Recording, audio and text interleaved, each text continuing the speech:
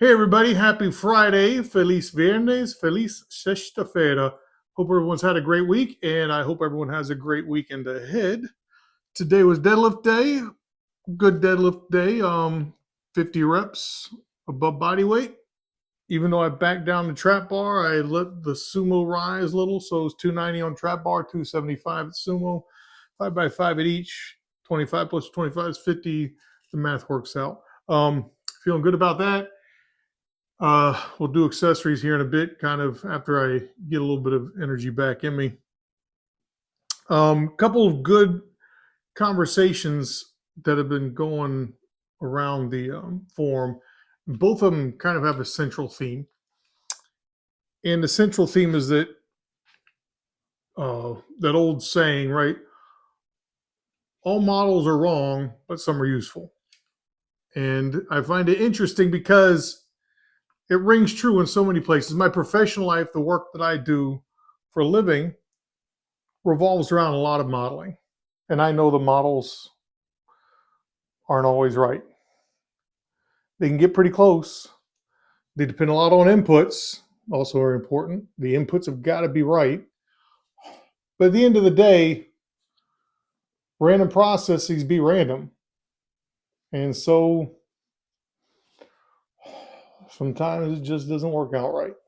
So now into training, weightlifting, bodybuilding, whatever, right?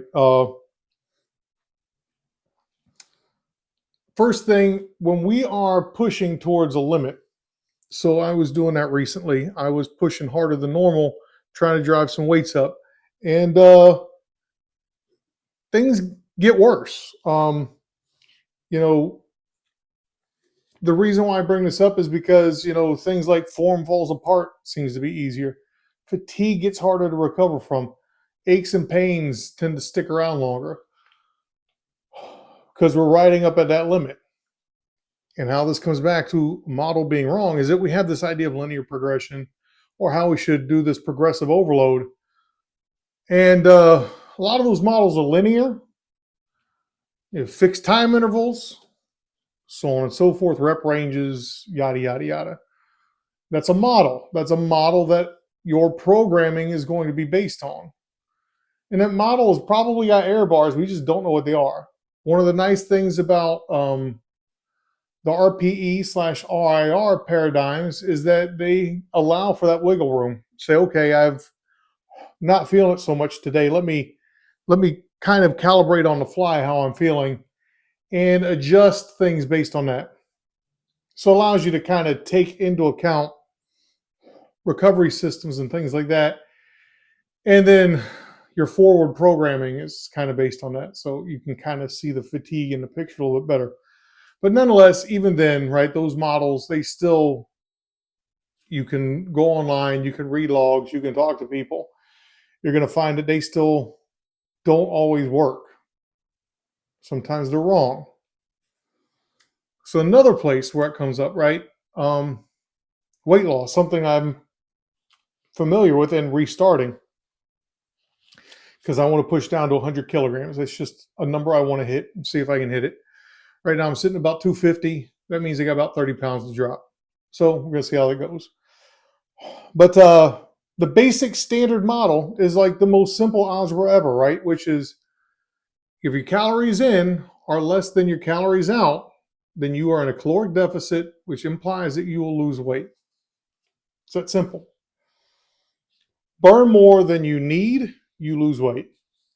Eat less than you burn, rather, lose weight. Eat more than you burn, gain weight. Do less while eating the same amount, you'll gain weight. It's a fairly simple model. And it's a model. So guess what? It's wrong sometimes. And it's wrong because the human body, again, is an assortment of systems that all have noise and random variation. And so sometimes you can have the model, that basic caloric intake, caloric output model, be completely wrong.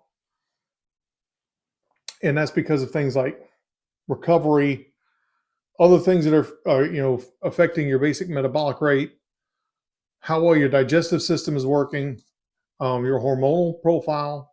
Tons of stuff can affect if you lose or gain weight. It just sometimes you can gain weight because of just a change in your hormonal profile, and your body slows digestion. Blah blah blah blah blah. Things happen. You gain weight, and you haven't changed your diet at all. It happens. So that model is then wrong. But does that mean it's not useful? No, it's absolutely still a useful thing, right? So let's say you're in a situation where you're in what you think is a caloric deficit, or what was a caloric deficit, and now you're no longer losing weight or you're gaining weight. Okay, so then you monitor, right? You say, okay, I'm going to make sure I'm very strict on, writing down what I eat, factoring in stuff like even sleep, other activities, so on and so forth. Let's say you still continue to gain weight. Okay, maybe it's time to go see a doctor. You go see a doctor and they run a bunch of lab work and maybe stuff like, your thyroid signaling hormone. They might run that panel. They might run some other panels, and they find out, oh, wow, this person has a hormonal issue. Okay, we can treat that. Or maybe some other issue. I don't know. I'm not a medical expert at all, just speaking to my own experience. So sometimes the models are wrong. It's okay. Doesn't mean they're not useful. So in both cases, both programming and nutrition, right? These models, they work in a very general sense with exceptions, but those exceptions are typically fairly minute and typically anomalies. So, I think that I think they're worth understanding. I think it's worth, again, thinking in terms of the framework that these models were designed, and how that's going to apply to your programming. Going back to the programming specific one, like the idea of linear progression or progressive overload, things like that. I think that those certainly need a harder look when we look at people training, again, near the limit, people that are aging, outside of their, good hormonal years, we'll say, that those things have to be taken into consideration. Other life factors, how to dissipate fatigue, stuff like that. So, it gets hard. We want things to be simple models because simple models are easy to reproduce and are easy to predict with. Like if I use the basic calories in, calories out model, I can, on a sheet of paper, very easily say, if I run this amount of a caloric deficit for this period of time, I should lose this much weight.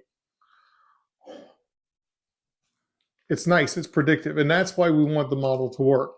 But a lot of times it doesn't, because again, there's a random process involved, and that's okay. These are not to get to an exact truth. They are there as a guide. Programming is a guide.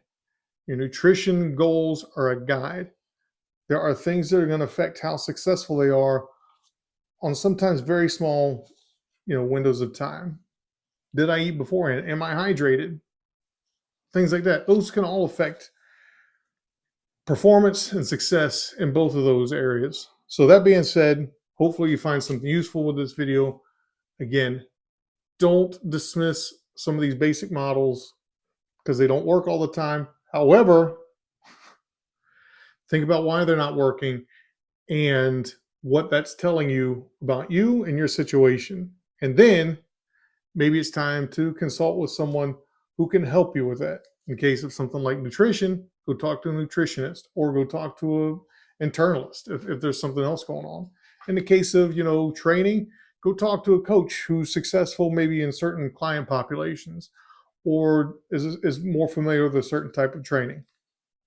And you don't have to necessarily go, especially in the case of medical professional, usually it's a one and done or two and done kind of deal because they do the diagnosis. They say, okay, these are the things you need to do, and you go forth and do them.